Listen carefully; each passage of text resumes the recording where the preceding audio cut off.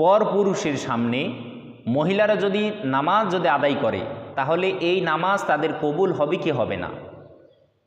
অনেক মা বোন দেখা যায় নামাজ পড়ে, কিন্তু যে ঘরে তারা নামাজ পড়তেছে ওই ঘরে গায়রে মাহরেম পুরুষ, অর্থাৎ যে পুরুষেরা তাদেরকে বিয়ে করতে পারবে এই পুরুষগুলো সেই ঘরে রয়েছে, অর্থাৎ পরপুরুষ, যে পুরুষের সাথে তার কোনো সম্পর্ক নাই, যেমন তার স্বামী, তার বাবা, তার ভাই, তারপরে তার ধরেন যে আরও যেগুলা মাহরাম পুরুষ, এই পুরুষগুলো বাদে অন্যান্য পুরুষ যে পুরুষগুলো তাকে বিয়ে করতে পারবে এই পুরুষগুলোর সামনে সে নামাজ পড়তে পারবে কি পারবে না, এবং সে যদি নামাজ পড়ে তাহলে তার নামাজ কবুল হবে কি হবে না। বিষয়টা কিন্তু অত্যন্ত গুরুত্বপূর্ণ। আজকে আমাদের সমাজে দেখা যায় মহিলারা অপর পুরুষের সামনে, পরপুরুষের সামনে নামাজ আদায় করে। এই নামাজগুলো আদায় হবে কি হবে না, এই নামাজগুলো কবুল হবে কি হবে না, এ সম্পর্কে জানা আমাদের জন্য অত্যন্ত গুরুত্বপূর্ণ। আমার ভাইগণ, বন্ধুগণ আমার, তো সর্ব অবস্থায় পরপুরুষের সামনে নিজেকে প্রদর্শন করা এটা কিন্তু হারাম। সর্ব অবস্থায় পরপুরুষের সামনে একজন মহিলা যদি নিজেকে প্রদর্শন করে এটা কি হারাম, এটা হারাম, এটা হারাম। এই কাজটা কখনো করা যাবে না। সে নামাজ তো দূরের কথা, এই কাজটা কখনো করা যাবে না। পরপুরুষের সামনে নিজেকে কখনো প্রদর্শন করা যাবে না। আল্লাহ তাআলা নারীদের জন্য পর্দা করা ফরজ করে দিয়েছেন, এটা সর্ব অবস্থায়, নামাজেও এবং নামাজের বাহিরেও সর্ব অবস্থায় নারীদের জন্য কি পর্দা করা ফরজ। এই নামাজের ক্ষেত্রে দেখা গেল একটা পরপুরুষের সামনে আপনি নামাজ পড়তে গেলেন, আপনার পর্দার একটু লঙ্ঘন হলো, আপনার পিঠের অংশ আপনার পা বের হয়ে গেল, মা বোনেরা আপনাদের কি হবে না, নামাজ হবে না। আপনার সতর একটু যদি বের হয়ে যায় তাহলে কি আপনার নামাজ হবে না।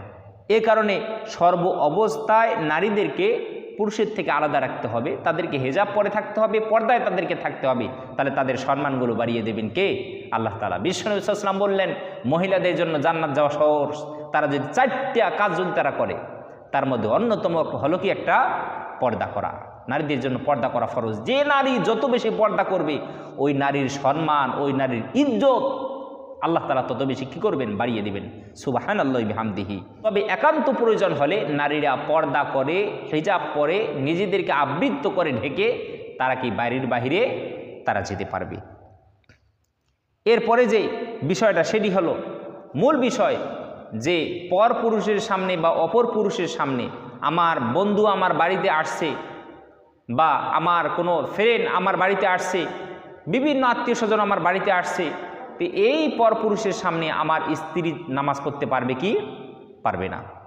তাহলে আপনি যদি দেখেন যে আপনার অন্য ঘর রয়েছে, ওই ঘর বাদে যে ঘরে আপনার আত্মীয় স্বজন বা আপনার স্বামীর বন্ধু রয়েছে, যে ঘরে রয়েছে ওই ঘর বাদে যদি আপনার আরও যদি ঘর থাকে তাহলে আপনি সেই ঘরে গিয়ে কি নামাজ আদায় করবেন।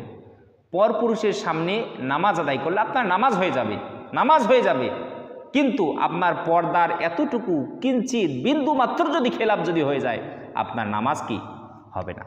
আপনার ছতর যদি বের হয়ে যায় আপনার কি হবে না, নামাজ হবে না। এই কারণে মনে রাখতে হবে পরপুরুষের সামনে অপর পুরুষের সামনে নামাজ আদায় না করায় এটা সর্বোত্তম। আপনি নিজেকে আড়াল করে একান্ত ঘরে গিয়ে আপনি নামাজ আদায় করবেন, একান্ত ঘরে, যে ঘরে অপর কোনো পুরুষ নাই। হ্যাঁ, আপনি আপনার স্বামীর সামনে নামাজ পড়তে পারবেন, আপনার স্বামী ঘরে বসে আছে আপনি নামাজ পড়তে পারবেন, এতে কি হবে না, আপনার নামাজের কি হবে না, কোনো ক্ষতি হবে না।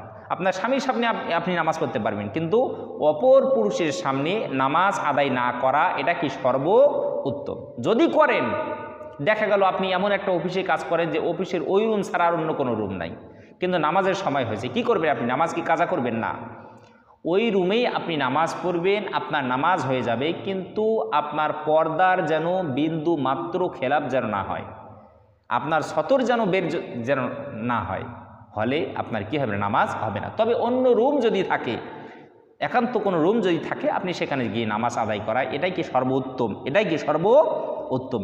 নিজেকে আড়াল করা, নিজেকে আড়ালে নিয়ে গিয়ে নামাজ আদায় করা মহিলা মা বোনদের জন্য এটা সর্বোত্তম। পরপুরুষের সামনে কখনো নামাজ আদায় করবেন না। স্বামীর বন্ধু, এরপরে আপনার ভাইয়ের বন্ধু, এরপরে আপনার ধরেন যে পুরুষগুলো আপনাকে বিয়ে করতে পারবে এইরকম পুরুষগুলো আপনার বাড়িতে এসেছে, এদের সামনে নামাজ আদায় না করা সর্বোত্তম।